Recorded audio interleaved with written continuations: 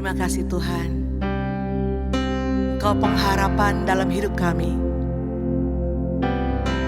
Engkau ada dalam hidup kami. Izinkan mulut kami memuji nama-Mu Tuhan. Izinkan kami berseru memuliakan nama-Mu, nama yang luar biasa. Terima kasih Bapa. Terima kasih Tuhan.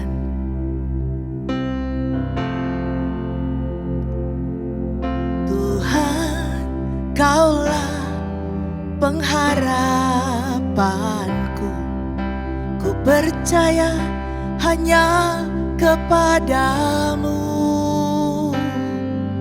Yesus Allah perlindunganku, Engkau yang selalu ku puji.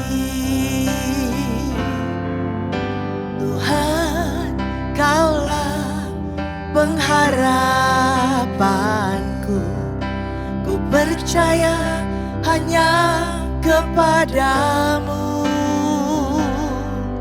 Yesus Allah perlindunganku, Engkau yang selalu ku puji.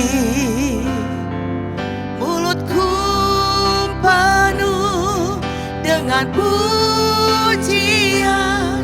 kepadamu, ya Yesus Tuhan. Sepanjang hari ku beri penghormatan kepadamu, ya Allahku. Terima kasih Tuhan, Kau pengharapan kami. Tuhan, Kaulah pengharapanku, ku percaya hanya kepadamu. Yesus Allah perlindunganku, Engkau yang selalu ku puji. Mulutku penuh dengan pujian kepadamu, ya Yesus Tuhan. Sepanjang hari ku beri penghormatan kepadamu, ya Allahku. Mulutku penuh dengan pujian, mulutku penuh dengan pujian kepadamu, ya Yesus Tuhan. Sepanjang hari ku beri penghormatan kepadamu, ya Allahku. Kepadamu, kepadamu, ya Allahku. Kepadamu, ya Allahku.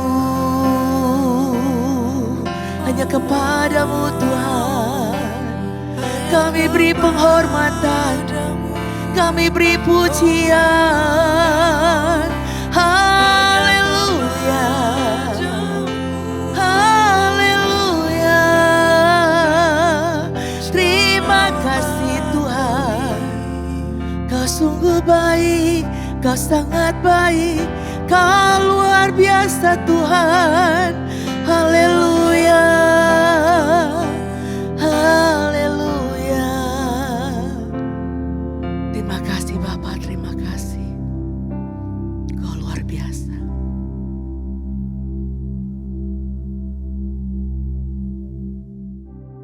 Shalom jemaat yang dikasihi dalam Tuhan. Hari ini kita akan kembali ke perenungan harian kita di Rise Up. Hari ini kita akan bahas soal imamat pasal yang ke-9. Konteks pasal ini mencatat bagaimana Harun dan anak-anaknya memulai tugas mereka sebagai imam, atau yang kita kenal juga dengan suku Lewi. Suku Lewi ini Tuhan sengaja khususkan berbeda dari suku-suku yang lain yang ada di Israel. Tugas suku Lewi ini adalah untuk merawat kemah suci atau tabernakelnya Tuhan dan juga membawa korban bakaran mewakili bangsa Israel untuk ketemu Tuhan. Kenapa harus mereka yang membawa korban bakaran buat Tuhan? Kenapa nggak langsung aja bangsa Israel yang datang ketemu Tuhan? Karena Tuhan itu kudus. That's why perlu standar kekudusan juga yang tinggi untuk ketemu Tuhan. Dan sayangnya karena manusia sudah jatuh ke dalam dosa, nggak bisa sembarangan orang untuk datang ketemu Tuhan. Makanya di sini Tuhan khususkan satu bangsa dari Israel untuk memiliki standar kekudusan yang lebih tinggi daripada suku bangsa yang lain, supaya suku Lewi ini bisa membawa bangsa Israel untuk memberikan korban bakaran untuk Tuhan. Nah, di pasal yang ke-9 ini ada 7 korban bakaran yang dibawakan oleh Harun untuk membawa kemuliaan buat Tuhan. Kita bahas satu-satu. Dari ayat yang kedua ada lembu muda untuk korban penghapus dosa Harun dan domba jantan untuk korban bakaran Harun. Jadi sebelum Harun membawa korban persembahan untuk mewakili bangsa Israel, Harun harus mengkuduskan dirinya sendiri. Harun harus membawa korban penebusan dosa untuk dirinya sendiri. Lalu lanjut di ayat yang ketiga, ada kambing jantan untuk korban penghapus dosa Israel, dan anak lembu dan seekor domba untuk korban bakaran Israel. Dan di ayat 4, ada lembu dan domba jantan untuk korban keselamatan bagi bangsa Israel. Total ada 7 persembahan yang harus dibawa. Dan kalau kita tahu, angka di Alkitab itu memiliki arti. Dan 7 berkata soal completeness atau soal kesempurnaan.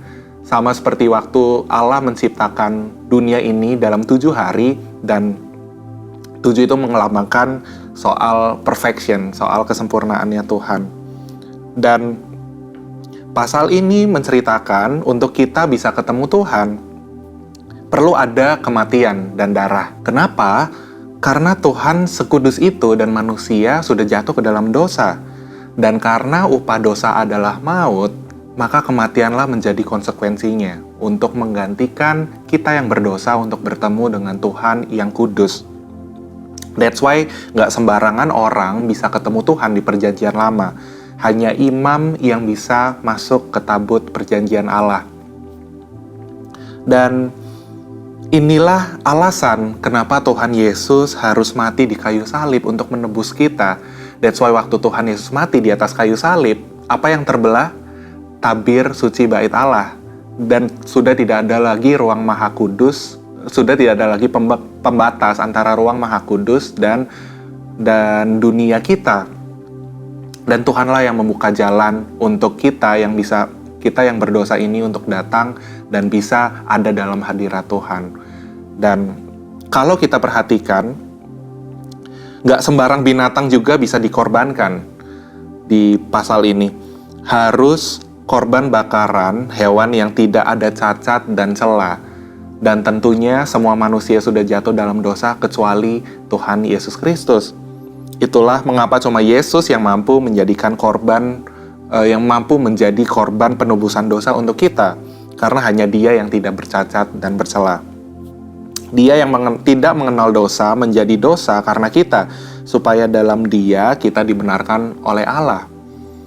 So, kembali lagi ke Imamat, pasal yang ke-9, di ayat yang ke-23 berkata begini, Masuklah Musa dan Harun ke dalam kemah pertemuan. Setelah keluar, mereka memberkati bangsa itu, lalu tampaklah kemuliaan Tuhan kepada segenap bangsa itu.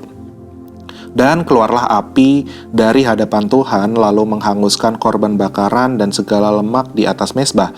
Tatkala seluruh bangsa itu melihatnya, bersorak-sorailah mereka, lalu sujud menyembah.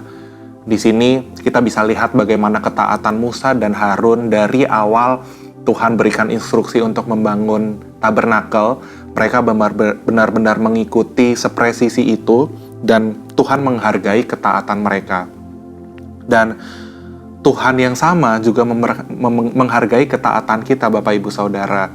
So hari ini kita sama-sama datang ke Tuhan dan tanya, Tuhan, apa yang bisa kita lakukan dan kita mulai taat dari instruksi yang Tuhan beri buat kita. Kita tutup dalam doa.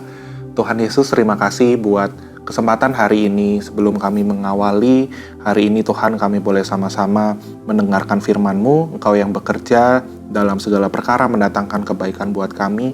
Ajar kami untuk taat, Tuhan. Ajar kami untuk mengikuti kehendak firman-Mu. Dan kami mau serahkan hari ini ke dalam tangan-Mu. Di dalam nama Tuhan Yesus Kristus kami berdoa. Amin. Imamat 9. Para imam menerima jabatannya. Pada hari yang ke-8 Musa memanggil Harun serta anak-anaknya dan para tua-tua Israel, lalu berkatalah ia kepada Harun, ambillah bagimu sendiri seekor lembu muda untuk korban penghapus dosa, dan seekor domba jantan untuk korban bakaran, kedua-duanya yang tidak bercela. Kemudian persembahkanlah itu di hadapan Tuhan. Dan kepada orang Israel haruslah engkau berkata, begini, ambillah seekor kambing jantan untuk korban penghapus dosa, dan seekor anak lembu dan seekor domba, masing-masing berumur setahun dan yang tidak bercela, untuk korban bakaran. Dan lagi seekor lembu dan seekor domba jantan untuk korban keselamatan, supaya dikorbankan di hadapan Tuhan, dan korban sajian yang diolah dengan minyak, karena pada hari ini Tuhan akan menampakkan diri kepadamu. Kemudian dibawa merekalah apa yang diperintahkan Musa ke kemah pertemuan. Lalu mendekatlah segenap umat itu dan berdiri di hadapan Tuhan. Kata Musa, inilah firman yang diperintahkan Tuhan kamu perbuat, agar kemuliaan Tuhan tampak kepadamu.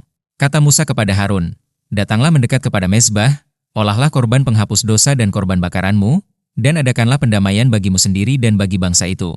Sesudah itu olahlah persembahan bangsa itu dan adakanlah pendamaian bagi mereka, seperti yang diperintahkan Tuhan. Maka mendekatlah Harun kepada mezbah, dan disembelihnyalah anak lembu yang akan menjadi korban penghapus dosa baginya sendiri.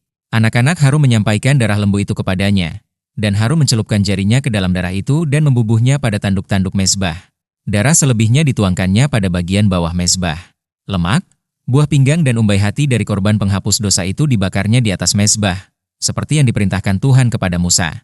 Tetapi daging dan kulitnya dibakarnya habis di luar perkemahan. Kemudian ia menyembelih korban bakaran, lalu anak-anak Harun menyerahkan darah korban itu kepadanya. Maka Harun menyiramkannya pada mezbah sekelilingnya. Juga diserahkan merekalah kepadanya korban bakaran itu menurut bagian-bagian tertentu beserta dengan kepalanya. Lalu dibakarnya di atas mezbah. Isi perut dan betisnya dibasuhnya dan dibakarnya dengan korban bakaran di atas mezbah. Sesudah itu dibawanya persembahan bangsa ke mezbah. Diambilnyalah kambing jantan yang akan menjadi korban penghapus dosa yang bagi bangsa itu, lalu disembelihnya dan dipersembahkannya sebagai korban penghapus dosa seperti yang pertama. Kemudian dibawanyalah korban bakaran ke mezbah, dan diolahnya sesuai dengan peraturan. Selanjutnya dibawanyalah korban sajian dan diambilnya segenggam daripadanya. Lalu dibakarnya di atas mezbah, di samping korban bakaran pada waktu pagi.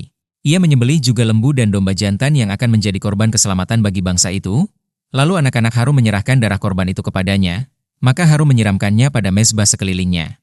Tetapi segala lemak dari lembu dan dari domba jantan itu, yakni ekor yang berlemak, lemak yang menutupi isi perut, buah pinggang dan umbai hati, segala lemak itu diletakkan mereka di atas dada kedua korban itu, lalu Harun membakar segala lemak itu di atas mezbah. Dada dan paha kanan itu dipersembahkan Harun sebagai persembahan unjukan di hadapan Tuhan, seperti yang diperintahkan Musa. Harun mengangkat kedua tangannya atas bangsa itu, lalu memberkati mereka. Kemudian turunlah ia, setelah mempersembahkan korban penghapus dosa, korban bakaran dan korban keselamatan. Masuklah Musa dan Harun ke dalam kemah pertemuan. Setelah keluar, mereka memberkati bangsa itu, lalu tampaklah kemuliaan Tuhan kepada segenap bangsa itu. Dan keluarlah api dari hadapan Tuhan, lalu menghanguskan korban bakaran dan segala lemak di atas mezbah. Tatkala seluruh bangsa itu melihatnya, bersorak-sorailah mereka, lalu sujud menyembah.